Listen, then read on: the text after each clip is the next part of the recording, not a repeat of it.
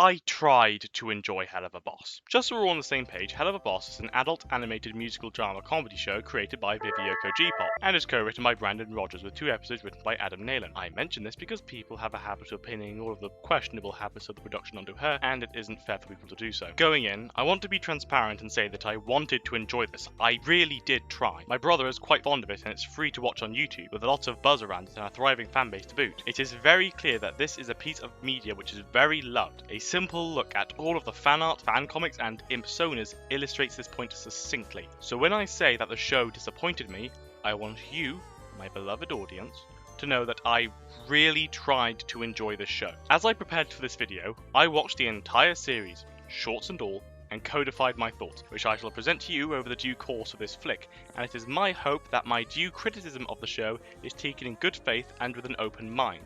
I am aware that what I have to say is unlikely to add anything to the conversation. I won't pretend otherwise, and that kind of pottering always annoys me. I'm no martyr, and I really want to talk about this. But if you haven't watched the show, I will be summarising the whole thing, giving surface level thoughts and ranking each episode on my 10-point scale. Here's what happens. Helluva Boss has 2 pilots, the original and the one which was made after Season 2.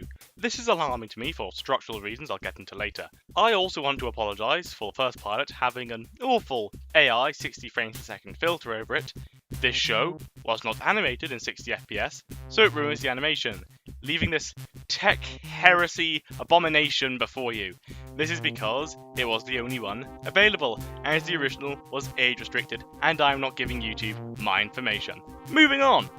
While the second pilot is better from a pacing and animation perspective, it makes changes to the story which end up damaging the context of scenes throughout the show. You'll see what I mean shortly. I'm already taking issue with some things, for example, Blitz's stalking of Moxie and Millie. It's played off as a joke in both pilots, and it is something I will unpack when I analyse the show. Stolas' character in pilot number 2 is, frankly, inconsistent with his characterization earlier in the show, and ends up sterilizing Stolas' hands of any wrongdoing in the Stolas situationship, which is, again, something I will unpack later. Aside from that, in the first pilot, if you need a kid to explain the characterization of your cast at your audience, it tells me that you are insecure as to whether or not you have adequately established your characters. Even though the pilot does do that, it rattles my confidence in the writing. In the second pilot, no such blunder is made, and things are communicated far more competently, even if I dislike certain story elements. Again, something to unpack later. I have a 10-point system, and the pilots each score 5.5 and 6.5 on the scale respectively, earning a pilot average of 6 out of 10. Okay, I guess. Murder Family kicks off when a school teacher finds out her husband is cheating on her and thus awakens her inner berserker. But the blonde woman survives. The teacher asks IMP to put a bullet between her eyes. The characterization established in the old pilot is carried over well here, with Moxie's morality complex on display, Millie focusing on the job, and Luna being there. And so far there are no continuity problems caused by the new pilot. That's nice. Moving forwards, Moxie drops a clanger, the shot goes wide, everyone scatters, Cannibal family pursues. We are then treated to a charming phone call from Stolas, which establishes the contractual nature of their relationship. I've been meaning to follow up on our last little conversation regarding my grimoire. I was thinking, what if we worked out some kind of exchange? Once a month, on the full moon, you return the book to me, followed by a night of passionate fornication. And you get to keep it all the rest of the time, Sound fair, my little imp? Remember that. Stolas establishes this, and this scene is unfortunately incongruent with the new pilot, which I'll unpack later. Anyways, Moxie breaks free, blonde woman tries to immolate Millie and Blitz, Moxie blows her head off. Blitz then threatens to fuck Moxie and his wife, which is incredibly gross, and is another thing we will have to unpack later. Moxie calls the Rozzers to do the right thing, then the Fuzz blow up the house, much to his dismay. While it's a little unsatisfying for Moxie's character, it was in keeping with the tone of the show at the time, so This episode gets a 7 out of 10. Lululand starts with a musical number and Bryce Pinkham utterly kills it here. Many compliments to him. Octavia is caught in the crossfire of perhaps the most toxic breakup I've ever seen in all of fiction. Seriously, Stolas and Stella are not good for each other. But there is a painting which shows they used to be happy together. See that in the background? Stella seems genuinely hurt and betrayed here. Stolas decides that the best way to cheer up his 17-year-old daughter is to take her to a theme park she enjoyed when she was a young kid. Oof, out of touch. Stolas rings up IMP to be his bodyguard and is very horny, which I want you to keep in mind. Also, Blitz was having a sexual fantasy involving Millie and Moxie, which is gross. Stolas spends the whole time flirting with Blitz and talking down to him. And, to the episode's credit, this is actually called out as a character flaw by Octavia, so... You both need to get a room. Hey! Ugh, I can't do this anymore! Props. Also, the fight scene is cool and Millie and Moxie is the best ship, hands down. The reconciliation between Octavia and Stolas is nice too. Are you gonna run off with him and leave me behind? What? No. No, never. Huh. Anyways, I like this episode. It provides neat insight into Stolas and his relationship with his daughter. 8 out of 10. Spring Broken starts with Blitz getting into a spat with a pop star called Roscoe over a parking spot. Holy shit, is that a Baneblade? It is the Baneblade! Blitz goes off on his ex, yeah, she's his ex, and uses some choice misogynistic language. This is another thing we need to unpack. Blitz's employees ask him questions on what dating her was like, and he retorts with, Okay, look, you are all making this into a way bigger deal than it needs to be. I don't pry into your stupid personal lives. which, considering Blitz's stalking and sexual harassment of his employees, is just yikes. Oh, then Veroska's posse sexually assaults Moxie, and this is played off for another groan-inducing joke. This episode is off to a horrid start. Blitz starts a bet with Veroska to get his parking spot back, and I hate to get all political in the Helluva Boss video, but Blitz uses a lot of misogynistic language. His go-to insults are Whore and bitch. I think it is an avant-garde move to make your lead protagonist so unlikable, but it's something to unpack later. Anyway, the gang comes up with a plan, gets clients, and voila, the plot is underway. In the middle of the killing spree, Veroska performs a frankly underwhelming number, and Luna goes to talk to Vortex because she has a crush on him. Sorry Luna, he has a girlfriend. Also, Moxie gets pissed-faced and Veroska accidentally creates a kaiju. Fortunately, there are no Jaegers nearby, so Millie has to kill the monster herself. One-woman army here. Blitz uses the kaiju incident as a chip to win the bet, so he gets his parking spot back and Veroska is sent to prison and we never see her again. Huzzah! Yeah, the musical number was uninteresting and the jokes are extremely distasteful. Still, the exploration of Blitz and Luna's relationship, surface levels as it was nice and Vortex's presence is always appreciated. 6 out of 10. Cherub starts off with the client crushing Moxie under a wall. Turns out he wants his business partner dead because he survived a freak immortality machine accident. Anyways, the target wants to kill himself, and the cherubs appear to convince him not to kill himself, while IMP urges him to end his miserable life. Hijinks ensue. It comes to a head at the opera where there's a pretty cool fight scene and the cherubs are deemed responsible for the target's death, leaving them stranded on Urath. I did not write a lot for this episode as there isn't much to say. I will say that Heaven investing resources to help a nasty rich guy who refuses to be charitable while the lowest class imps want to kill him is interesting commentary. The show's second antagonist is introduced and the fight scene was cool. 7.5 out of 10.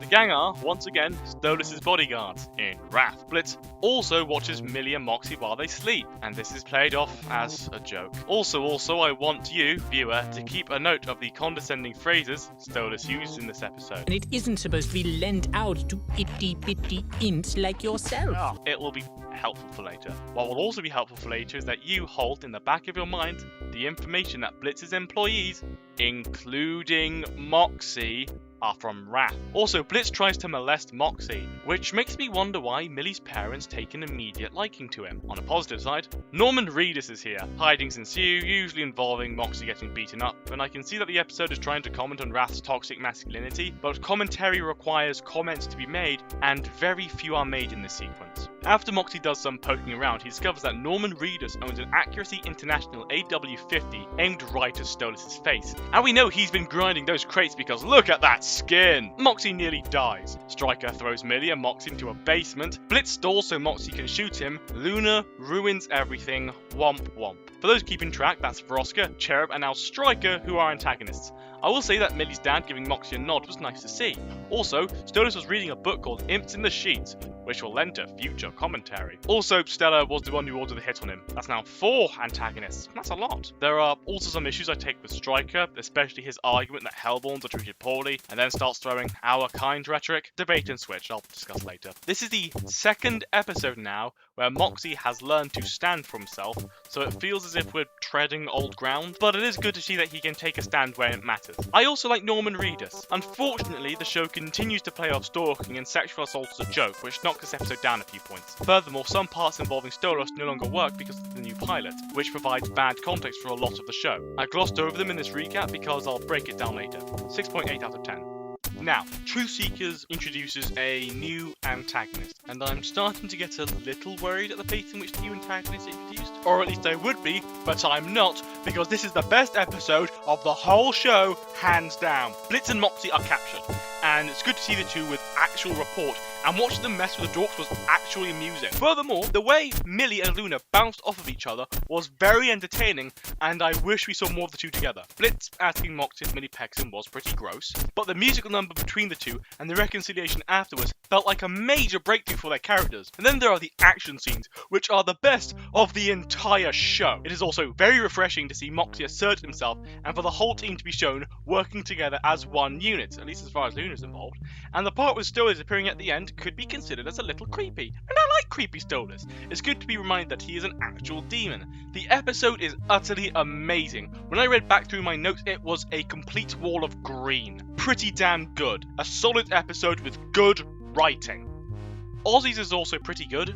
Unfortunately, I must proceed my due praise with heavy criticism, as Blitz, trying to force his way into Moxie and Millie's relationship and his stalking thereafter, is once again treated as a joke instead of an offence, which is what it is. Again, something to discuss later. With that out of the way, Blitz calls in Stolas to get past the bouncer and spends the time looking for Millie and Moxie, to Stolas' expense, which is the closest Blitz is ever held to account for his harassment of his employees. Moxie's musical number is interrupted by Asmodeus, and House of Asmodeus is a fun number. Asmodeus oozes with style and pomp, and it is, frankly, amazing. Me likey. Anyways, Blitz admits that he watches Moxie and Millie while they have sex. Now, I've watched those two pork many times. What? This is trying to frame itself as a joke, but it's just kind of gross. Blitz is then grilled for being a bad boyfriend, and interestingly, Stolas too, and Stolas is shown as being ashamed to be with Blitz, which is the one thing Blitz was afraid of, and it works brilliantly. It's just a shame that... Soldier life for a thrust! And... Stolas, don't act like what we have is anything but you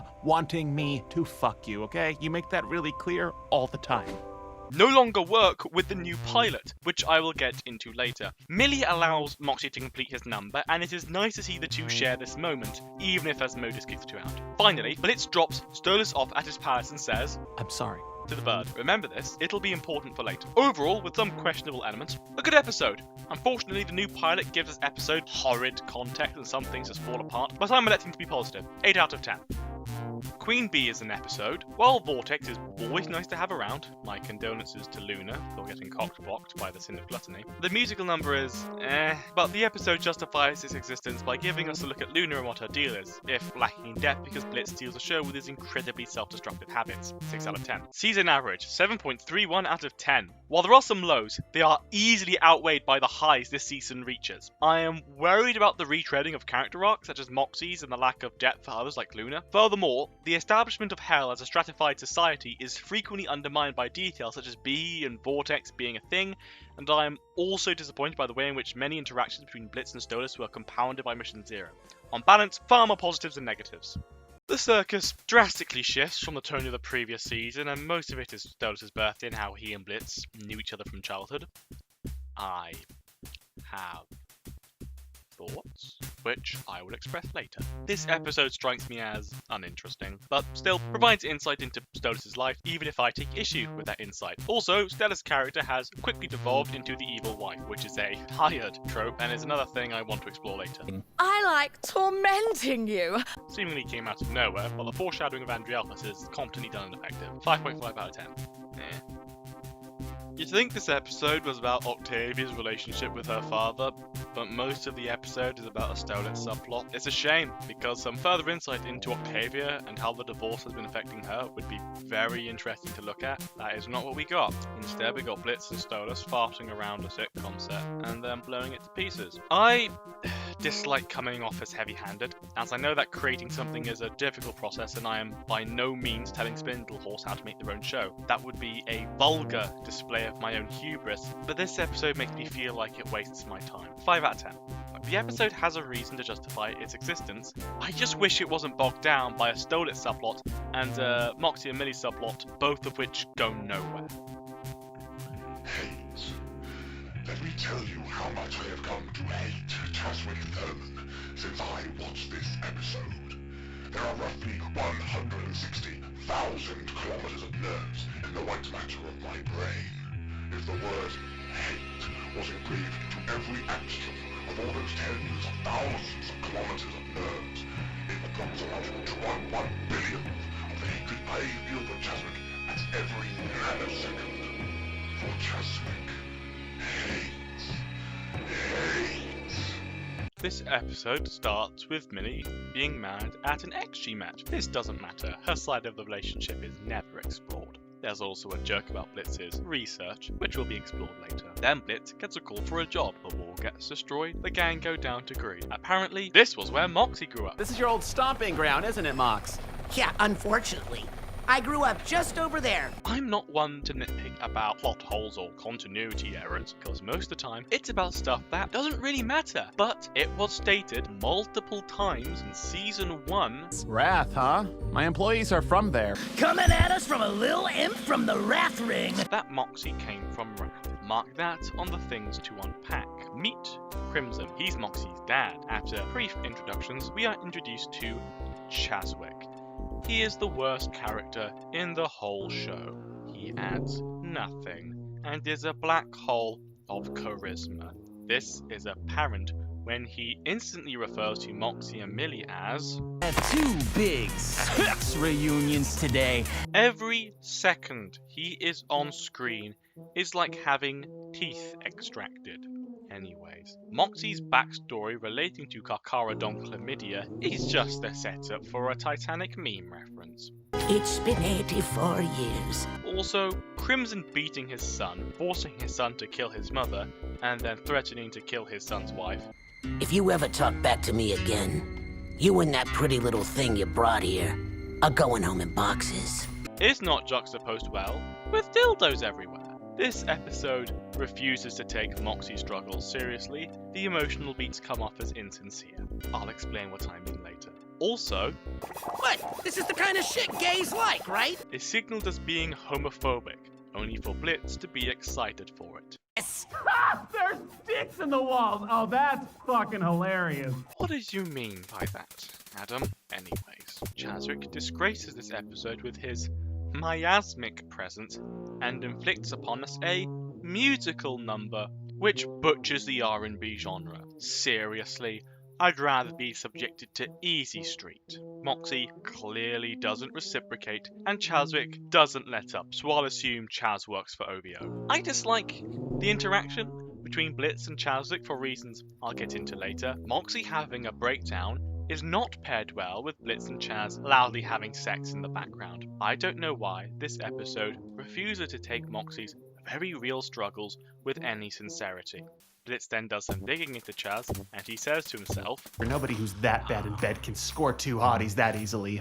and Oh, fuck that. No one fucks with Eminem's marriage but me. this will require unpacking later. Blitz's behaviour will get its own section, don't worry. Moxie tries to insert himself, and he is punished and reduced to a damsel in distress. Millie kills almost everyone. Blitz exposes Chaswick for being a broke boy, and Chaswick mercifully dies. Hey, that Shadow's back! This episode was awful. Moxie's character is pretty much unrecognisable, as he is utterly helpless without his wife. I refuse to believe that this is the same guy we saw in Truth Seekers. Then there's Chaswick. I hate him. There's also yet another antagonist who's been introduced, but 2.5 out of 10.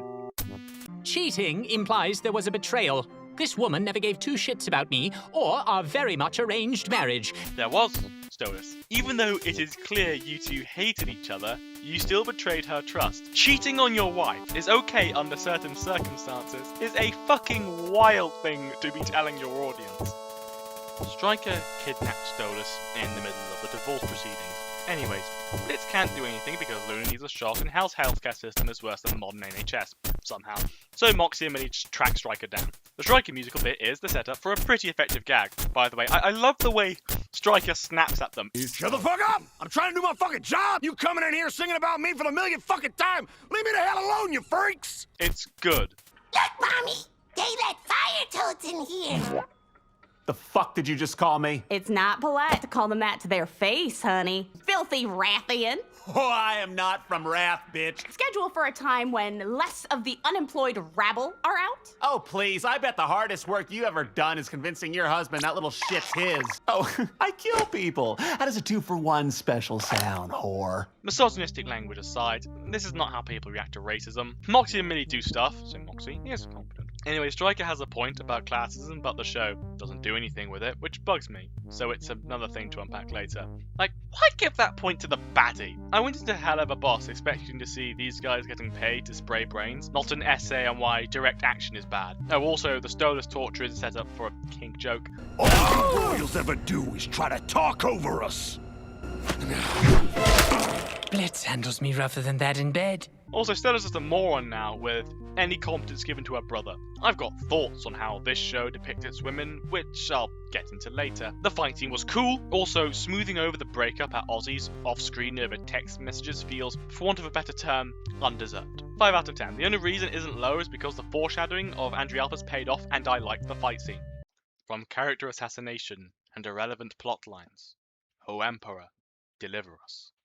So, Blitz doesn't care about a job, so Moxie and Millie are sent to sort it out. They track their target down to a camp called I Wanna Come More, or something like that. Considering that many camps derive their names from indigenous American groups or land, this joke is a little racist and was lifted from the Fred movie too. Millie instantly spots the person responsible and Moxie just ignores her, which is shockingly out of character for him, and this also means that the next 20 minutes are just a waste of my time. It's just Moxie getting bullied to tears by children. He's the son of a mafia boss and he's killed people, by the way. Anyways, there's stakeless relationship drama which comes out of nowhere. Blitz's sister gets introduced in the last 5 minutes of the episode. There's a dreadful musical number.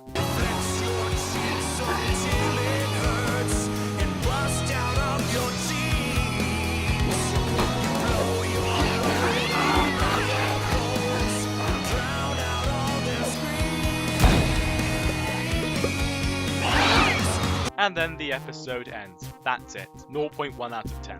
I cannot watch this episode for more than 5 seconds at a time, and it is safely skippable. There are no redeeming qualities to this episode.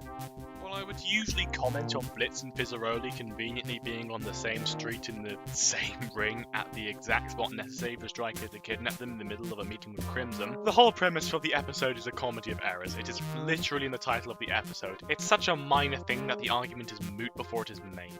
The plot is a little confusing. It is all over the place. Also, Stryker comments on classism, but pulls our kind rhetoric and gets called a supremacist. As far as I'm concerned, you two are both embarrassments to our kind for meddling with blue bloods to begin with. But at least Loudmouth here has the sense to only fuck his rich bitch, instead of being a little purse dog. Oh great, the fucking supremacist is on my side. Wonderful. I will further interrogate as to why class consciousness was given to an alleged racist later. I think the resolution between Blitz and Fizzaroli was a little soon. The whole thing was boiled down to an accident, a misunderstanding, and they did not let Blitz visit Fizzer in the hospital. Why didn't you try to tell me any of this? Or come see me? Even once would have been fine. I tried. You were all I had left, Fizz, but they told me you didn't want to see me. I never told them that. Bullshit. You didn't? No, and no one told me you came. Oh. You're never told who they are. This is a symptom of a wider issue I'll dissect later. But I guess you didn't really ruin my life. It's not like I'm broken. And I now have someone who understands me, and my life has actually been pretty great. Fizz, Blitz turned you into General Grievous. He makes it sound like getting blown up was the best thing that happened to him. I liked Alex Brightman's number, and the Evil Dead reference was neat. Brightman's performance is easily a highlight of the whole show. Same with the rest of the cast. The voice actors did a good job. Hats off to the lot of them. Anyways, the story ends with Blitz saving Fizzer from Stryker, and Fizz says to Asmo that he should give a funny crystal to Stolas, who will then give it to Blitz. The crystal is important, by the way, as we shall see soon. 4.5 out of 10. I didn't hate it, but I was kind of disappointed by the abrupt resolution to Blitz and Fizz's conflict. So, one of the first jokes we hear is Mammon saying something misogynistic. Also, if you're a chick, maybe give up on your dreams now. Because I'm not gonna lie, women just ain't funny. He's a bad bloke and all. I like the joke. I just find it ironic considering Blitz's Bateman tier vocabulary. lady, it's not my fault if you only know how to make coffee that tastes like piss! The show does raise interesting insight into the strain imposed upon creative types and certain fans of questionable repute, something I'm sure Medrano is intimately familiar with. It's cool insight is what I'm saying. Not gonna lie, you're looking a bit sungo, yeah? I also find it ironic when Mammon body shames people. It's the show's way of signaling he's a bad guy, but the show does the same thing to Moxie for a joke. Can't you finally do something about how fat you are? I'm not. You know, it wouldn't kill you to put a salad in your body every now and then. You can't have it both ways. Anyway, Fizzaroli performs in what are essentially auditions to be the face of Mammon's media empire, and this is putting a lot of strain on him, as he feels like he has to win in order to prove something about himself. 2 clown women appear, and they've got their foot up Fizzo's ass from the get-go because they're the baddies. The clowns are a competition, which doubles for 2 musical numbers, as Modis gives Fizzo a pep talk, and it's a nice moment, which I have thoughts about because of certain themes introduced in season 1, but that's for later. Fizz then has a musical number which, while catchy, likes to imagine itself as a work of power anthem, and it doesn't work for reasons I'll get into later.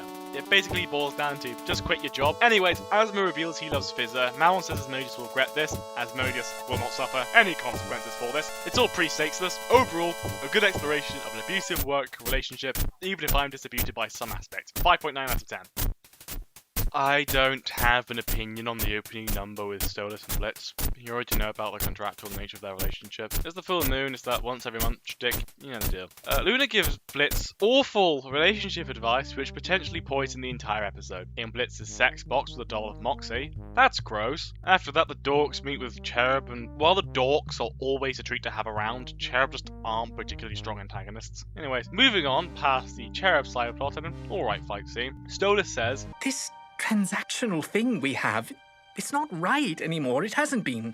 It is an interesting line that shows lots of maturity on Stolas' part and requires an acknowledgement of his responsibility for this deal, but it doesn't work with the new pilot. Blitz reacts, strangely, That your first instinct is that it's always about sex. Even though that is all Stolas would talk about. But it blows up. This whole interaction is a massive narrative letdown and ends up sanitizing Stolas of any agency in the relationship and makes Blitz look like the main issue when that really isn't the case. The episode really meanders for a bit and delivers a moment which tries to be emotional, but I cannot help but look at the quite sordid context.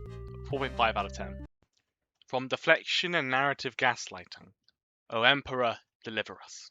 Yep, another Stolas episode. Stolas is invited to an anti-Blitz party, which is petty from a character point of view and a ham-fisted way to get all of the necessary characters together for the plot from a utilitarian point of view. In fact, the whole spat between Blitz and Stolas is just exhausting. Reasons. In the end, everyone's just bitter they couldn't tie this ass down. It feels like the show is inventing a reason to dislike Blitz. First of all, Hell Society frowns upon love, so it shouldn't be an issue. Secondly, Blitz is incredibly predatory to Moxie and Millie. That is reason enough to dislike him. You get off to getting plowed by people you look down on. I don't look down on you. How many times do I... When have I ever... Oliton, roll the footage. Sound fair, my little imp? Oh, Blitz, I'm so excited. I cannot wait to feel your slimy... You are so cute when you are serious. You know, it's quite thrilling to see you on the job, Blitzy. Save it, bitch, I'm working. And it isn't supposed to be lent out to itty-bitty imps like yourself. Oh. Stolas says, Blitz. Speak, just like that vile Striker friend of yours, the one who tried to kill me and you couldn't be bothered to come help me. When Striker kidnapped him, but in that episode, Stolas acknowledged Blitz had a good reason to send Moxie and Millie, thanks to Hell's terrible healthcare service. I'm literally on my way to take Luna in for her very important Helby's SHOT. And it takes years to book an appointment at this place. Took 5 for me to get this one. Well, I do agree that is very important, but... And my personal favourite. Do you feel any kind of remorse for what you do? Have you ever even apologized once in your life? Oliton, roll the footage from Season 1, Episode 7. I'm sorry. You can't make this up, folks. Stolas goes to the party. Blitz follows. It's hosted by... Veronica, and I struggle to believe one man has this many exes. Why isn't Stolas doing something else, like spending time with his daughter? Where is Octavia anyways? I also find it very hard to empathize with Veronica considering she sexually assaulted Moxie. I feel this episode would have been more effective for his character if it held him to account for the things he has done as opposed to inventing a new reason. Also, Dennis hardly counts as an ex. Pinkham knocked it out the park with that musical number though. This episode fails to hold Blitz to account for the things he actually did and creates an ad hoc justification, while also failing to consider Stolas' shortcomings. 3.7 out of 10.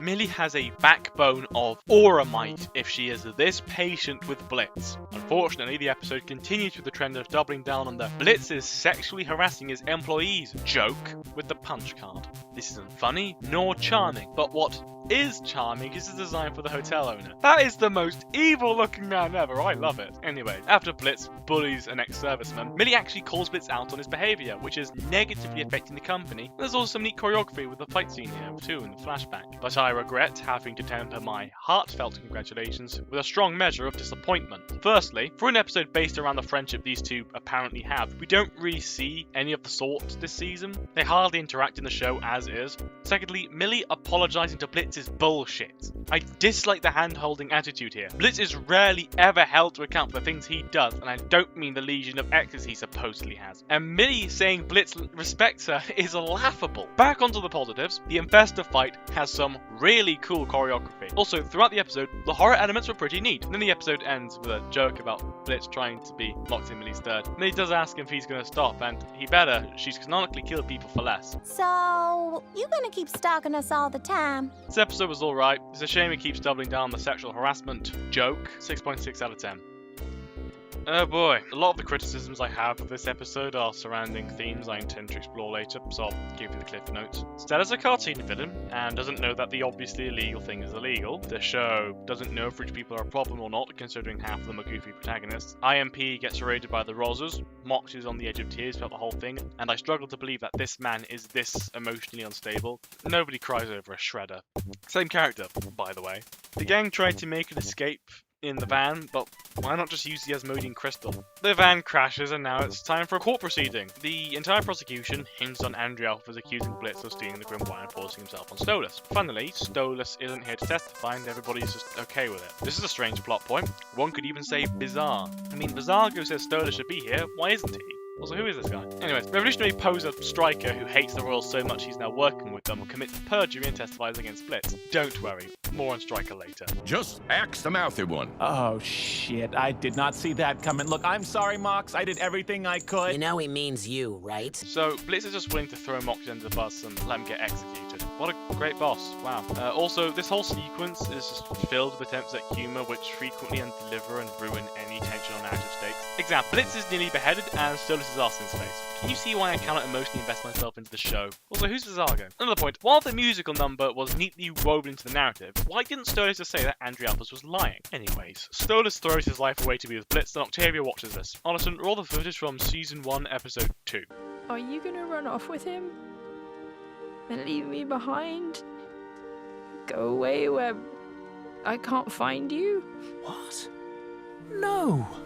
No, never. And everybody just likes Blitz now. I typically do not care about plot contrivances because they are usually so small that only P counters care for them because they have nothing better to do than feel smarter than everyone else. Ahem, cinema sins. That being said, the court proceeding makes no sense. I am struggling to find the words to properly articulate how confused I was with some of the choices made. I couldn't help but ask why. 4.8 out of 10. Last episode of the show before the shorts. Let's go! Stolas is only remembering Octavia now. Stella is not a character anymore. She is cackling to herself as she stops Octavia from talking to her dad. It is ionizing to the story. Blitz and Stolas rob a bunch of small businesses. Cue the mission. Look, it's a woman who wants to kill her cheating husband. And you're not meant to like her because she's being a bit of a B-word. This happens to be an archetype in the show. I'll elaborate later. Octavia has a musical number about her dad leaving her for Blitz, which is what happened. And then she finds the antidepressants. Back to the client who we're supposed to dislike. Millie pukes. She has radiation poisoning. Oh no! Who let her drink that root canal water? So Blitz sees the gay couple. The writers really want you to see the parallels with Blitz and Stolas. I get it. This writing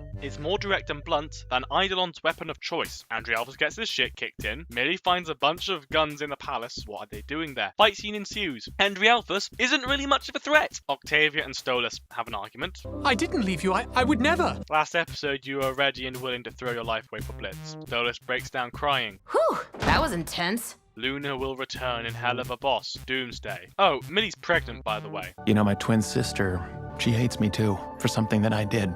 You know, Blitz, it'd be really nice if that got explored this season. Ah well, final thoughts. Look, the pregnancy seems a bit out of the blue. Ah well, the worst thing they can do is say the kid's Chaswick's or something, but they're not going to do that. Congrats, Moxie or something. I don't know, 5 out of 10. Season average, 4.43 out of 10. This season was a mess. When you watch the entirety of the show within the span of 3 or 4 afternoons, like I did, you pick up on a lot of things you wouldn't have if you watched them spaced out. A bit like The Walking Dead. I watched the whole thing cover to cover with my mum over the course of 3 or so months, and we picked up on a lot of stuff, like the zombies becoming stupid. With Helluva Boss, I am not talking about the back-to-back mediocre episodes. I mean the stakeless storytelling, character regression, inconsequential plot points, such as Barbie, meaningless emotional beats, and the erosion of the themes of classism and discrimination in favour of relationship drama. Also, this season has Chaswick in it, which really didn't do it any favours, as well as the 2 worst episodes in the show with only 1 episode space between them. Furthermore, this episode's selectiveness with whose struggles are taken seriously is another source of my contempt for this season. Shorts lightning round! With season 2 out of the way, into the shorts. Hell's Bells. I was pleasantly surprised by how genuinely funny the jokes were, and how much I enjoyed Millie and Sally's interaction. 9.2 out of 10. Mission Antarctica. Moxie's marksmanship is good to see, and the racist penguin joke got a chuckle at me. I'm also pretty sure this is a reference to Carpenter's The Thing. 7.5 out of 10. We're boo-boo. It is a bad idea to introduce a major MacGuffin into the shorts, which are taken largely as a supplement to the main show. The jokes weren't good. Bad. Naughty. 3.9 out of 10. Mission Chupacabras. The dorks are always a treat to have around, and the short is genuinely funny and even a little charming, especially Evil Goat at the end. 8.9 out of 10. Orphan Time. The short insists Blitz is a bad D when Mastermind and Sinsmus props him up. I don't know, which is it? The end gag comes off as desperate, and Luna doesn't deserve that. 3.6 out of 10. Bad drive though. 5.6 out of 10. Whacked off. More Moxie Millie is nice. It is the best ship of the show, hands down. 6.8 out of 10. Big Boss. Kept you waiting, huh?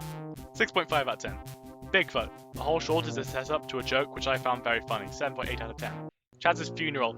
Chaswick Thurman is back and I want to die! Chaswick contaminates the shorts with his radioactive fart cloud of a present. Why is he back? 2.2 out of 10. This is ranked so low because it represents something about the show. I will get back to this. Barbie's Bad Day. I liked it. Good to see Barbie's a person and not a caricature. 7.8 out of 10. Employee training video. The jokes are funny at times and Moxie beats the snot out of Blitz, which is just delicious to see after 2 seasons of constant abuse. 6.8 out of 10. Shorts average, 6.64 out of 10. Some highs, a few lows, but the positives easily outweigh the negatives. As an olive branch, I will begin with the things I think should be considered to the show's credit. Firstly, the show has a lot of queer characters, aside from the main cast all being one stripe of the rainbow or another, with few exceptions, which doesn't even scratch the surface of the side characters or the multiple trans people you will see in the background. Viv, Brandon, and to a lesser extent Adam. First off, Dad, I'm bisexual. Yeah!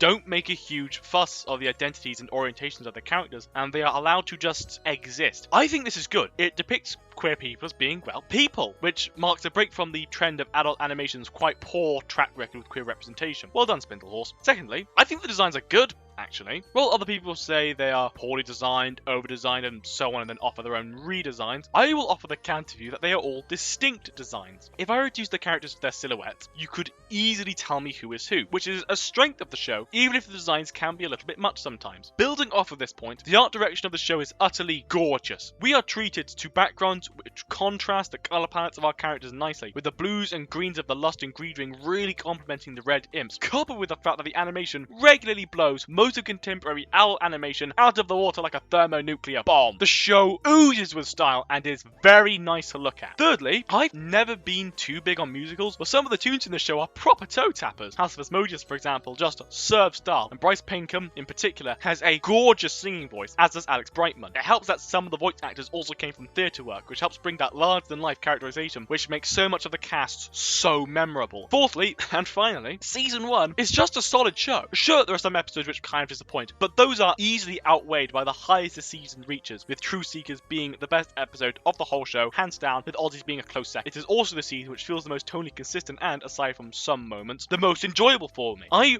really enjoyed Season 1. There were funny times and times where I actually cheered for the cat. It is also proof the Spindlehorse team are capable of being good writers. Good, solid, incompetent writers. It is hard to believe that Spindlehorse are inherently bad writers when they have shown multiple times that they are capable of telling a compelling narrative, even to a lesser extent in Season 2, which makes it even more irritating when they underdeliver, and, regrettably, it is here where my thoroughly due praise comes to an end. I understand that the jokes aren't funny is hardly an acceptable criticism to make, as the subject matter one finds funny varies from person to person, but I would like to posit the argument that there are flaws in the way the jokes are constructed. In my opinion, a good joke is built off of timing and a subversion of expectations. This subversion is what gives the punchline its punch. However, there are cases where the setup for the punchline drags its heels, which results in the joke failing to land. For example, Hey folks, wanna see me make a horse?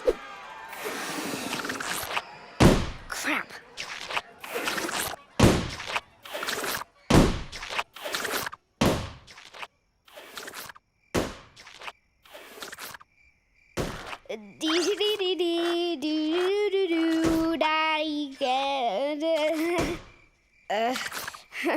Horns!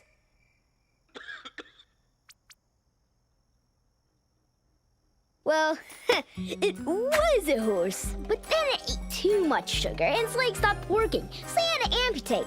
Now it's a gross worm horse. See?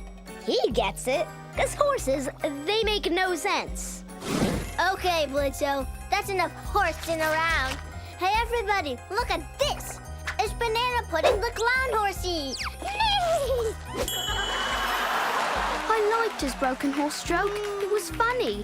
Their legs do stop working when they eat too much sugar. It's called laminitis. as implied earlier, repetition is the enemy of humor, as people will come to accurately predict the punchline, which means the joke loses its value. You could write the funniest joke in the world, but if you expose enough people to it enough times, it will stop being considered funny. This is a case with a lot of the human Helluva Boss. Jokes are often either repeated ad nauseum, such as Moxie always being wrong. Sir, there is no way we are going to get enough clients by the end of the day with one poorly spelled, bad grammar flyer. I don't know a single person of any sexuality who'd enjoy this. There's sticks in the walls. Oh, that's fucking hilarious. Or an over-reliance on crass language. Christ on a stick of all the days for him to get his stupid feathered ass kidnapped. I have waited 5 fucking years for this appointment. Fuck me in my little red hole. Hi, the fuck you looking at? Every year that you MOTHER fuckers only allow us to schedule every 5 years. Or they have a punchline which is already predictable and therefore will struggle to take the audience off guard. Sure hope this glass doesn't break.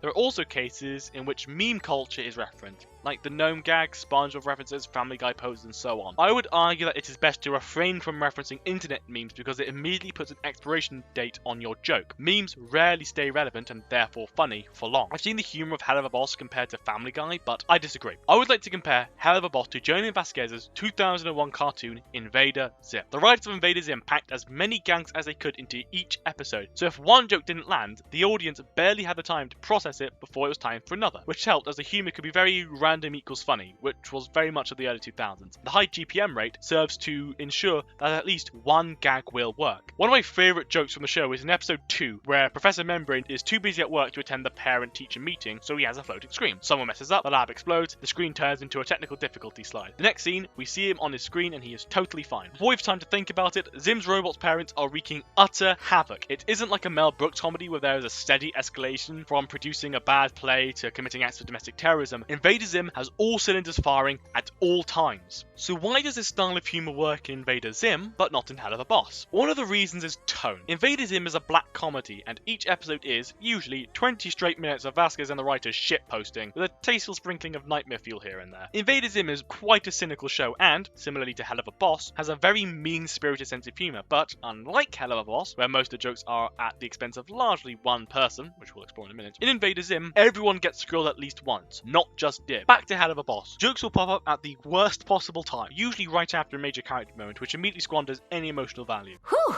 that was intense.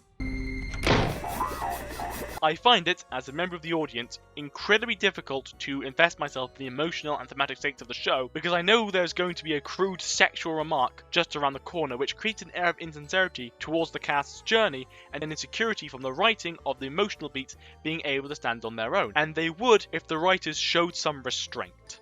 Let's look into Moxie as a case study. Moxie is clearly the show's comic relief, and there's nothing wrong with that. Comic relief characters are important because they can add levity to otherwise heavy moments. Examples include Polnareff and Okiasu in JoJo's Part 3 and 4 respectively, and to a lesser extent, Emos and Glenn in the Eisenhorn series and The Walking Dead respectively. But the attempts at humor made at Moxie's expense relies on him either getting hurt or utterly tormented, as well as Blitz making some choice remarks towards Moxie, which we'll get into later. And the unrelenting salvo of jokes only makes these attempts at humor come off as desperate, with the only parallel which comes to my mind being Luna's short, where there is a long and drawn out sequence of Luna having to kill a man right after he tells her to accept herself. Originally I was going to make a comment about Adam Naden, but as if despite me in particular, a short was uploaded while I was literally in the middle of producing this video, and I actually enjoyed the short, which, and I am ashamed to say this, made me realise that I was being far harsher on Naden than I had any right to as a consumer. While the criticisms I have to make of X's and Do's and Unhappy Campers still stand, it would be overstepping a boundary to make so much as an inference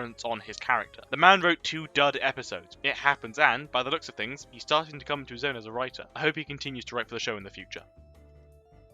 In X's and Ooze, Moxie is beaten by his father and tased right as the walls are thronged with dildos. Megamouth misconduct sexually harasses Moxie, and while Moxie's crying and trying to think of his wife, Chaz and Blitz are loudly having sex in the background. In his own episode, Moxie is never allowed to assert himself, and there is overtly crass humor even in scenes which are supposed to add more depth to his character and or explore his trauma, which again makes the writing feel insincere and signals to the audience that the writers do not actually care about Moxie's trauma or his abuse, as they are more than willing to ignore it to make a cheap sex joke. Remember, Moxie is an abuse victim. Why isn't this treated with any respect? Blitz and Stolas' issues are not treated in such a way. Next is Unhappy Campers, which my brother described as, and I quote, 20 minutes of Moxie torture. And I see where he's coming from. It is exhausting and doubles as a display of Moxie's mischaracterization and the show's humour at their worst. The unrelenting abuse of Moxie and his character regression into a crybaby who can do literally nothing, even the things he's supposed to be good at without his wife's help, strikes me as a bizarre choice, and the repeated beating down of Moxie and the refusal to allow him to assert himself is, to me at least, as unnecessary as it is unfunny, and again, only comes off as desperate. Like, this episode in X's and Do's are trying to tell me, look, Moxie's getting beat up and he's crying. Even the subtitles are making fun of him. It's funny, right? Not particularly. On to a minor issue, which is due entirely to my impersonal taste, so feel free to disregard this next bit. Some of the songs aren't strong. I've said before that there are songs I like, House of Moose for example. But then you have songs like Bone Town and You Got the Power, which put me to sleep. This is a problem for me. I've never been a fan of most pop music. The songs are supposed to have plot relevance too, and many do, but the aforementioned Bone Town and You Got the Power, as well as Cotton Candy, are struggling to find relevance. Safely skippable. Then there are cases like Thurman's song in X's and Do's. I would honestly rather listen to Easy Street for 24 hours straight than hear that song again. It was atrocious. It tries and fails to be a rhythm and blues sex anthem. I like R&B and disco, so that is entirely Chaswick's fault. I am pinning this on him and his black hole of charisma. Fuck you, Chaswick. Back into the realm of logic and reason, some of the characters feel incomplete, to me at least. I'm like Columbo. Little details bother me, and what really sells a good story is character motive. I have a perfectly idiosyncratic system where I ask myself 3 questions. Well, 3.5. What does a character want? How are they going to achieve this? And why do they want it? And or why are they using that specific method? I must also urge you, beloved viewer, not to use this system as a yardstick to then beat over the heads of other creators. Partly because that would be a vulgar thing to do, and also because I don't want the Birdman to find me and kill me, because he will if people start abusing this mechanism. Just because something doesn't meet your arbitrary standards doesn't mean it's bad writing. Also, to engage with my arguments honestly, which the Birdman is wont to do, he will have to watch the entirety of this show, and I wouldn't wish that upon anyone. Now, time to scrutinise. Most characters are very simple. Blitz wants to make a company, so he hires a bunch of imps to do the missions. Sarah wants revenge on her husband for cheating on her, so she ruins his life. Others, less so. What exactly are the motives of Crimson and Stryker? What do they want and why? Stryker hates the royals. Fair dinkum. So he tries to kill Stolas for being a royal. Very straightforward. So why is it that a man who hates royals this much is actively aiding and abetting them to take down Blitz? Is it because he's racist? Well, it can't be that, because he hates the royals, logically because of the class system, not because he thinks imps are racially superior to the Goetia. So what's with the survival of the fittest, our kind rhetoric and Blitz's supremacist comment. I'm getting a lot of mixed signals here, and there seems to be a lack of coherence to Stryker's ideology and motive. Then there's Crimson, who has no motive. It is never explained what he wants or why he wants it. He is just there sometimes. Why? I don't know. He just is. Other characters feel incomplete to me for other reasons. Luna definitely matures, but her development happens off-screen, which makes me feel a little robbed. I would have really appreciated seeing her grow as a person and become closer to Blitz. Millie, while she is certainly more than just Moxie's wife, as we saw with her family in the Harvest Moon Festival and Hell's Bells, is rarely put into situations where she can really put a full array of skills to use, like in Ghostfuckers, which results in a character feeling measurably stunted compared to other characters like Blitz or Stolas. And, on the topic of Stolas, I am forced to question his motive as well. Before the new pilot, there was not much to show that Stolas was looking for love when he hooked up with Blitz the first time around, more that he was looking for a sexual thrill, as his characterization early in the show was more consistent with the uncanon first pilot, as well as in episodes 1 and 2 of season 2, where he exclusively makes sexual marks to Blitz. The first time he sees Blitz after donkey's years is, "You were here to ravish me, weren't you?" which it appears was also done to spite his wife, who's actually been evil the entire time, funny enough. But this is entirely inconsistent with his motive in Mission Zero, where he was really on a love quest the whole time and was looking to reignite an old flame. So why is he pursuing Blitz? Is he horny? Is he looking for love despite his wife? Then we have cases like Chazwick. Chazwick is the worst character in the show. He adds absolutely nothing to the narrative and is utterly insufferable. I would rather have my wisdom teeth pulled than subject myself to another second of his abominable company. And it didn't have to be this way. Chazwick could have stayed dead, and all would have been well in the universe, but he is alive again. Chazwick being alive makes the story even worse, as it makes Crimson into one of the most incompetent villains of the entire narrative, because he let Chazwick live, instead of killing him like a mafia boss would do. But the show has no teeth. But why did they bring Chazwick back? Ooh, I think I know. Because on the 16th of May, 2026, a uniquely pestilent afternoon, Shark Boy Summer was inflicted upon us. It is a music video about Chazwick, and this is about as pleasant as you'd expect. It is him rapping about his penis. It is not funny. It was never funny, and I hope Otoda's offender never rears his head again. He should have stayed dead. Vitriol over. That was good to get out of my system. There are some decisions made in the narrative which I find to be quite bizarre. He cautioned, I have no intention of dictating how the narrative could be better. It's not my story, and it'd be a vulgar display of my own hubris to pretend otherwise, as I've stated before. Anyways, let's start with something simple. The show seemingly exonerates Stolas of wrongdoing in his relationship with Blitz, and the show tries hard to do this. Case in point, Mission Zero. The new pilot tries to convince me that Stolas was always romantically attracted to Blitz, but I can safely infer that this wasn't always the case. As Stolas said in Oops, "You see, I seem to have found myself with feelings for him." The verb found quite handily applies and pretty much tells us that this wasn't always the case and is likely a recent development. However, because of Mission Zero, there are many lines, character interactions, and even plot points which no longer function effectively compared to the original pilot. To name a few examples, Stolas in Lululand, Season 1, Episode 2, and the Harvest Moon Festival, Season 1, Episode 5, he was very horny to Blitz and spoke down to him frequently. And in the original pilot, this tracked with the contractual nature of the relationship as well as his general behaviour towards Blitz being very sexually charged. This is not the impression given of Stolas in Mission Zero. In True Seekers, Season 1, Episode 6, Stolas calls Blitz, the dorks, his my impish little plaything. In Ozzy, Season 1, Episode 7, Stolas is shown as being ashamed to be with Blitz after getting called up by Asmodeus. It tracks that he will feel like his face is being threatened when Asmodeus brought light to it, and the shame also doubled as being the one thing Blitz was afraid of, as it confirmed in his mind that Stolas only wanted him for a sexual thrill. Blitz even says at the end of the episode that Stolas was only interested in sex, with the impression I got as well because sex was all Stolas would talk about. Hell, at the end of episode 5, Stolas was reading a book called Imps in the Sheets. That's not all. In the full moon, Stolas acknowledges This transactional thing we have, it's not right anymore. It hasn't been. And that required an acknowledgement of the wrongdoing on his part, as he was the one who established the contractual nature of the relationship, as well as holding him accountable as he was realizing he had feelings for Blitz over time. But this does not work with the new pilot because it pretends that Stolas really was just looking for love the whole time, which undoes the importance of Stolas giving Blitz the Asmodean crystal. In an attempt to make Blitz look like the wrongdoer in this relationship, when really both of them buggered up in one way, shape or form, the narrative has started to eat itself and becomes difficult or even frustrating to follow. Another thing that bothered me is the way in which the show engages with social commentary, or rather the way in which it doesn't. One such case is commentary on body shaming, which is a very serious issue facing women and people in the public eye, such as Vizzaroli. In the mid-season special, Season 2, Episode 7, Mammon body shames Vizzaroli. Not gonna lie, you're looking a bit sungo, yeah? Because he's a bad guy and the Spindle Horse team are trying to comment on toxic work relationship and the strain on performers. Understandable. However, this feels like virtue signaling because Luna and Blitz at one point repeatedly make fun of Moxie for being fat. Can't you finally do something about how fat you are? I'm not. You know, it wouldn't kill you to put a salad in your body every now and then. And it said I lost 2 pounds this week.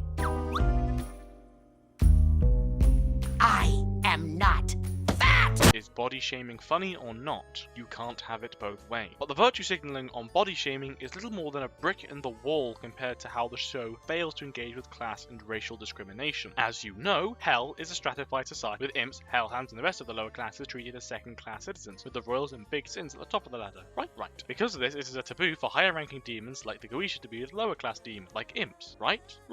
Except no. I struggle to believe this is a taboo when Asmodeus and Beelzebub are boffing an imp and a hellhound respectively, so why can't Blitz and Stolas be together? Themes of a system which discriminates fall flat when there is no discrimination going on, and half of the people who built and maintain the system are actually good guys. Really, in Helluva Boss, discrimination only falls down to bad individuals like Stella and Andrielphus. You cannot have the system is discriminatory and needs change while also having the only a few bad apples mantra. It's one way or the other, you cannot have both. A good example of an exploration of racism is Disco Elysium. Disco Elysium makes no excuses. Disco Elysium doesn't go, it's just a few bad apples, while pretending that systematic racism and discrimination is largely defeated. Nobody betrays your degeneracy.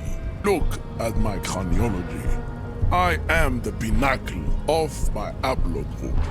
The pink blob is a bad example, even of yours.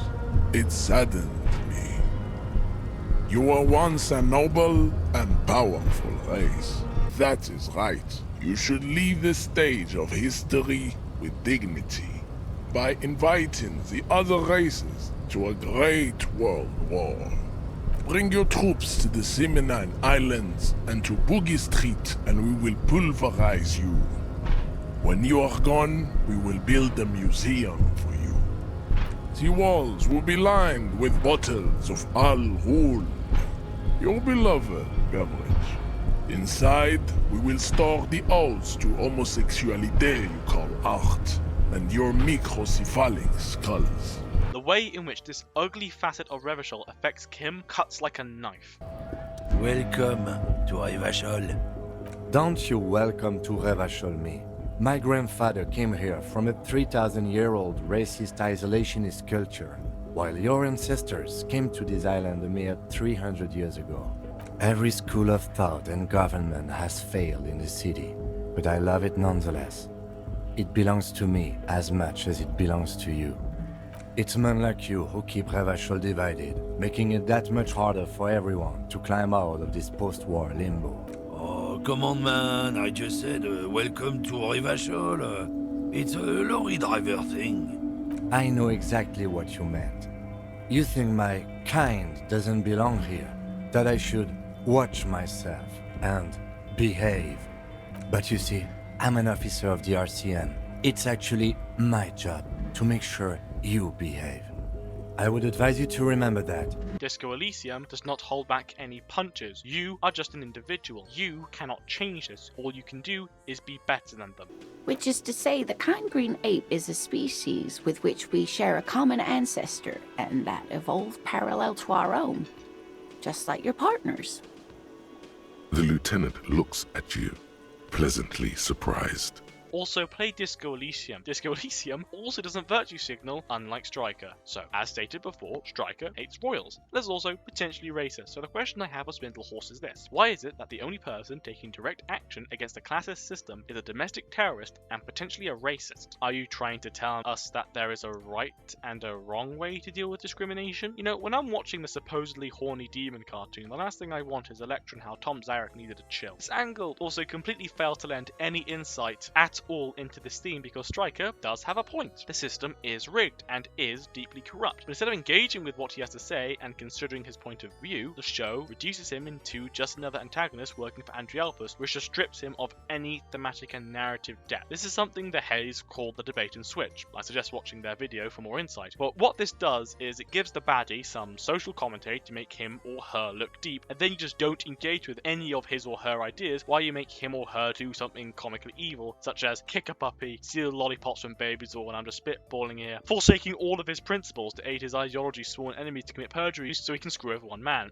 Striker. Does Striker really care about the plight of the lower class? I don't know. Does the show? I don't know. But if they do, they need to properly explore the system instead of just talking up to a few bad people while having our plucky go-getter protagonists pull themselves up by their bootstraps. Capitalism doesn't work like that. it. The show is also seemingly unsure of whether or not Blitz is a bad person. There are cases in the show, and especially in season 2, where characters will be shown as being grateful that they met Blitz. Moxie in X's and Do's, Millie in Ghostfucker, Stolas in the Circus, and to a lesser extent, Fizzaroli in Oops. He makes it sound like Blitz blowing him up was the best thing that ever happened to him. This props him up as a positive force in the narrative. For crying out loud, at the end of Mastermind, he was being hailed as a hero. But on the other hand, the show will then turn around and have him be a wanker, for want of a better term. Such as in Orphan Time, when he betrayed Millie and Moxie's trust by fucking Chazwick in X's and Do's, his spat with Stolas in The Full Moon, need I go on? But interestingly, the show never punishes him for any of his actually poor behaviour, and invents a new reason to signal to the audience that he is a bad person, that being his legion of exes that we've never heard of before or since Apology Tour. This strikes me as strange, as they really didn't have to do this. There are plenty of reasons to dislike Blitz. There's his egomania, his self-destructive impulses, his frequent disrespect of his employees, and his competitive misogyny. Oh, you don't think he's a misogynist? Hodgson, roll the footage. Was she hotter? I'm just saying, I had a hard time understanding the unprompted melodrama you just spat at me, tits. Listen up, you unoriginal pink conduct! You have 3 goddamn seconds to get your dicks out of my parking! I should have known you'd be here. I can smell fish for miles, which is odd because I believe the nearest ocean is 3 rings down. I'm surprised you let your fat ass out of rehab. I can see you're still a drunken whore, clutching onto that Beelzejuice bottle like it's the last cock in hell. So take your tampon race car somewhere else. God damn it, whore, you will not let that go. You suck, you bitches. Can't fuck as many people as we can off. Hey, it toots. How the fuck you fuck up that bad anyway, titty haver? So, yes, well, we will be ready for her in just a bit. Schedule for a time when less of the unemployed rabble are out. Oh, please. I bet the hardest work you ever done is convincing your husband that little shit's his. Oh, I kill people. How does a 2-for-1 special sound, whore? Look, lady, it's not my fault if you only know how to make coffee that tastes like piss. Right, how about we let Moxie give it a try, Millie? You know, to simulate all the weak little sissy boys out there. You're a fucking ugly bitch. I want to stab you to death, then play around with your blood. Blitz is never challenged, nor does he suffer consequences for any of this at any point. In fact, there is a time where Millie has to apologise to him for giving him a reality check, and that is to say nothing of his sexual misconduct, which will be part of a separate section. On top of all of this, his frankly appalling behaviour, even by hell standards, is frequently played off for jokes, which only serves to normalise his worst traits in the mind of the audience. I would usually consider it to be a bold move to make your protagonist so unlikable, because it can be very thought-provoking for the audience, and some of the people watching might be forced to confront something within them as they go on. But Blitz is never held to account in any meaningful way. I've seen a lot of people compare the show to BoJack Horseman, but I would like to compare the show to Blue-Eyed Samurai. Mizu is a bad person. Mizu is a very bad person. Mizu is more than willing to commit murder, an act of terrorism, to fulfill her revenge quest. The show does not pretend that Mizu is a good person, and repeatedly waves red flags regarding her behaviour. I have criticisms of the show, but that can come at a later time and deserves its own video. My point is that Blue-Eyed Samurai is not afraid to put their main character on blast, and it makes sense because she has some very destructive habits. But no such scrutiny is ever afforded to Blitz, making him uncompelling as a character. The thing is that this is just one side of the coin being a much wider issue with the storytelling, in that the story under-delivers or chooses the safest possible route. To put it simply, the story has no take. Back to Blitz, his resolution with Fizzaroli seems sudden to me. Aside from Fizzaroli going on about how awesome his life is ever since Blitz gave him the Demo Man treatment, the whole thing was excused as an accident. Blitz was largely absolved of guilt, and when Fizzaroli asked Blitz why he never visited him in hospital, Blitz revealed that they did not let him. Who is they? The Cognitate? The Cylons? We are never told who they were. It ends up leaving this resolution, for me at least, feeling premature and undeserved. Speaking of Fizzaroli, his boyfriend, Asmodeus, built and benefited off of a system which frowned upon love for a very long time. But when it is revealed that he loves Fizzaroli, nobody cares. There are no consequences for Asmodeus, and neither is his character forced to do any introspection. I like Asmodeus, I think he's a cool character. The lack of any exploration or confrontation of such a character flaw leaves me feeling unsatisfied. Furthermore, the other powerful demons who we are supposed to like, such as Beelzebub or Vizago, built and benefited from the class system our protagonists are rallying against. The show never asked them to take responsibility for their actions, and neither are they held to account at any time. Instead, the person taking direct action, Stryker, is a supremacist who is also working with the upper class. I've already explained how Stryker's motives make no sense. Let's not retread old ground. Oh, that's also something the show does. The show really likes to redo character arcs. Moxie learns to grow a spine in Murder Family, Harvest Moon Festival, Truth Seekers, and X's and ooze, although to a lesser extent in that last example because he is punished for trying to stick up for himself. Luna constantly hates Blitz until she doesn't during Mastermind. It's like a brush with death set her straight. And Blitz and Stolas broke up at the end of season 1, and in season 2 they got back together, broke up again, and then got back together again, like a strange match of narrative ping pong. And then we have Octavia, who, until Sinsmas, learned to cut her dad some slack twice, during Lululand in season 1 and Seeing Stars in season 2. Watching the show and the rate in which characters go through the same arc gives me the impression that Tzeentch is playing warp tricks on me. And just like any world eater, when a magician is playing tricks on me, my patience quickly runs out. But what really did it for me was Chadwick coming back. Why is he back? We're at the end of season 2. I'm a little concerned with the take back scene this late into the show, and for such a sordid character as well. What does Chadwick add to the narrative? Furthermore, Chadwick being alive just makes Crimson look even worse as a villain. How am I supposed to take him seriously if he can't even kill Chadwick? This isn't even getting into minor problems with the story, such as Moxie suddenly being from Greed, even though it was stated multiple times in season 1 that he's from Wrath, and Blitz and Stolas knowing each other from childhood. I would argue that such a decision, aside from being bizarre, makes the world feel smaller. Another minor issue is the fact that there are 2 pilots. This is disconcerting to me because it is a pretty clear indicator of a lack of planning regarding the direction in which the story is supposed to be headed. In the Horus Heresy, the Emperor was ending up on that golden throne no matter which way you cut the mustard. It was always going to end that way. A storyteller needs to know the direction of the narrative and how it's going to start and finish. But a major problem, which was forgotten by both the show and its audience, is the show's worrying mishandling of sexual misconduct. Did you know that in season 1, episode 2, known as Spring Broken, Veronica Mayday and her posse sexually assaulted Moxie, and this is played off as a joke? Pop Culture Detective has a fantastic duology on how the sexual assault of men has historically been used for a cheap laugh while also promoting reactionary politics at the same time. Now, unlike the cases Pop Culture Detective examines, I know for a fact that Spindle Horse were not trying to make a political statement with that joke, but it is still very disconcerting that they reduce such an attack as something to deride Moxie. Worse still is Blitz's repeated sexual harassment of Moxie and Millie. Blitz stalks Moxie and Millie. He's threatened Moxie and his wife with sexual violence at the end of episode 1. He has admitted to watch them have sex, and he groped Moxie during the Harvest Moon Festival episode. On the topic of Ozzy, he tried to force his way into the relationship at the start of the episode and spent half of it stalking them. Blitz trying to be their third is a running joke throughout the show, and it rears its head in the most fascinating way. Here's an interaction Blitz had with Chadwick. Ew, what? You think I would violate my friend's trust by sleeping with their ex, especially one who fucked them over the way you did? I'll show you all the things they liked in the sack. Deal. Let me break it down. Aside from the fundamental lack of respect towards Millie and especially Moxie in this example, Blitz is, in a roundabout way, pursuing them because Chaz is showing Blitz what they liked, and Blitz is accepting this because he wants to have a three-way with them, despite the two being vocally uninterested. And it gets worse too. Afterward, Blitz says, "Nobody who's that bad in bed can score 2 hotties that easily." Oh, fuck that. No one fucks with Eminem's marriage but me. I find this morbidly interesting because Blitz is shutting down Chadwick, not because he deserves it, but because he is bad at sex, and therefore Blitz must be more deserving of the attention he demands from Millie and Moxie. Attention Chadwick has received in the past. Given the context of Blitz's predatory behavior prior to the episode, I get the impression that Blitz is doing this because he believes his territory, for want of a better term, has been infringed upon by Chadwick. A smart, good, or even competent show would aim to deconstruct this major character flaw and criticize him for it, but Blitz's predatory behavior is constantly reduced to jokes. It is meant to be funny when Blitz sexually harasses Moxie and Millie, and, worse still, Moxie is made to be the unreasonable one when he voices distress. Can you stop finding me and Millie outside of work? Come on, sweetie, it's not that big a deal. Excuse me. What? No, it's fine. I can come with the two of you. Help you celebrate your boring as fuck monogamy. No. The reservation is for us. Uh-huh. Just us.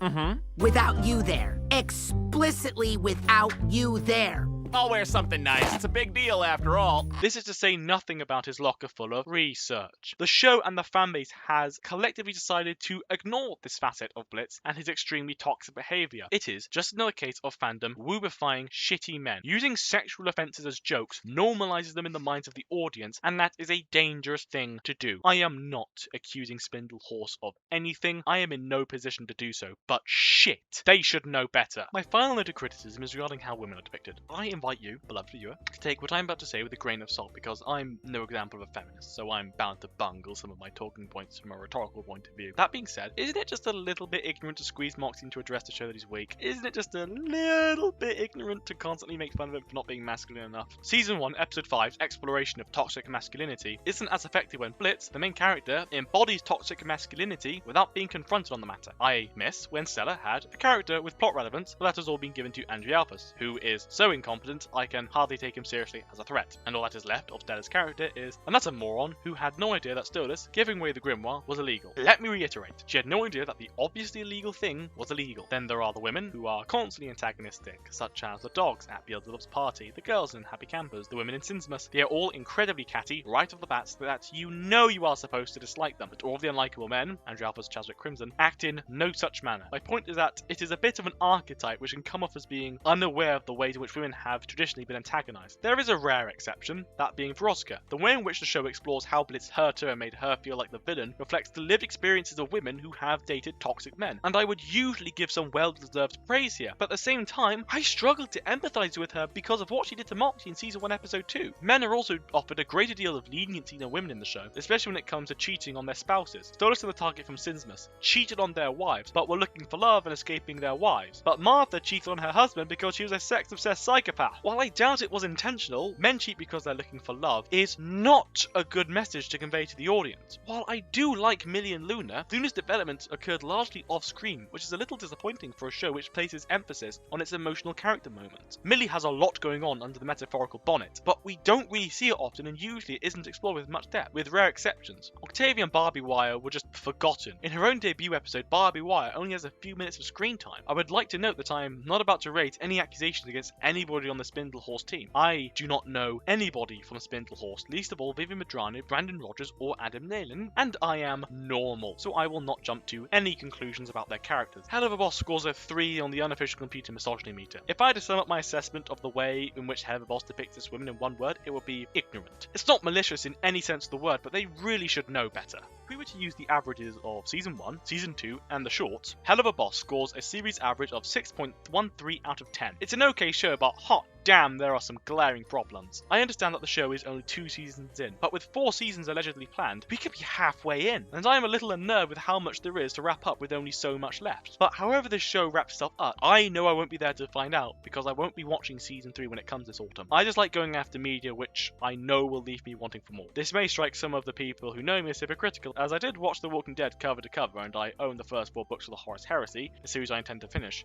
And when this whole thing is said and done, I hope, in my heart of hearts, that I will be able to look back at this video and say, with a full chest, boy, they really showed me, huh? But where I stand right now, I see no point in going further because Helluva Boss just isn't for me, and that's okay.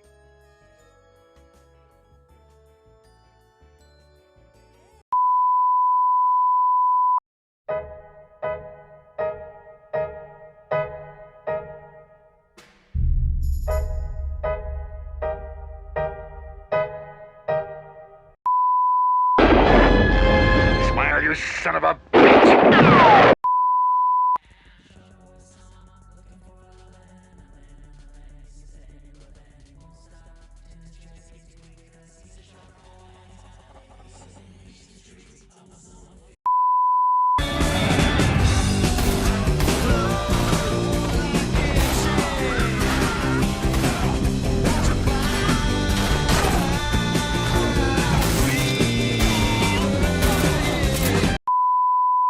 I will chop you off! Walk of weapons. Grenade! Chaos Lord! The traitor predator! Sorcerer! The horror! Juggernaut! Plague Marine! Eldar! Falcon! Farseer! Warp Spider! Ghost Machine! Chimera! The Inquisitor! Lehman Russ! Sentinel! Baneblade! Heavy weapons! Fearsome tanks! Missiles! Ogren! Special weapon! The Orc Fortress! Storm Boys! Orcs! Blades! Orc shooters! Devastators! Land Raider! The Predator! Tech Marine! The Hive Tyrant! Rippers! Tyrannid! Spore Mines! Me.